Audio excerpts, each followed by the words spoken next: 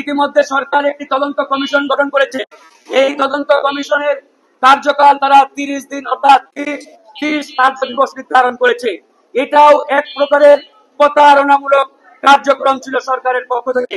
আপনারা জানেন যে জনাব নুরুল হক নূরকে কারা আক্রমণ করেছে, কারা তার উপরে হামলা চালিয়েছে, সেটা দিনের আলোর মতো পরিষ্কার।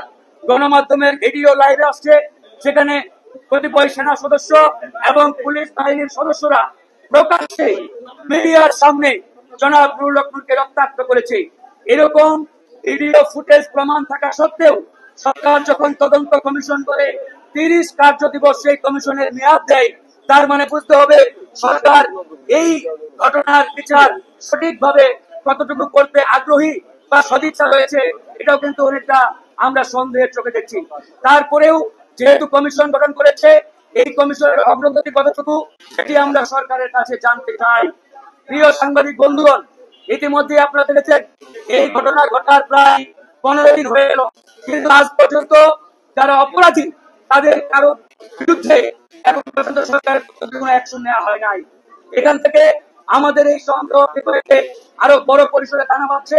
আমরা আজকের এই সংবাদ সম্মেলন থেকে স্পষ্টভাবে ঘোষণা দিচ্ছি, আগামী 48 ঘন্টার মধ্যে সরকার যদি সেই অপরাধীদের বিরুদ্ধে দৃশ্যমান কোনো অ্যাকশন না নেয়, তাহলে 48 ঘন্টার পরে আমরা আবারও রাজপথে কঠোর কর্মসূচির দিকে আমরা ধাবিত হব।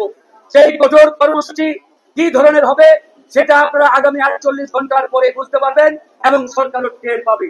আমরা আবার স্পষ্ট করে বলছি, 48 ঘন্টার মধ্যে অপরাধীরা যদি দৃশ্যমান কোনো অ্যাকশনের আওতায় না আসে, তাহলে 48 ঘন্টার পরে আমাদের কঠোর কর্মসূচিতে আমরা ধাবিত হব। একই সাথে জনাব নুরুল হক নূরও রাজপথে নেমে তার উপরে যে হামলা, এই হামলার বিচারের জন্য যা যা করার তাই করা হবে। এই বলে আমি এখানে শেষ করছি।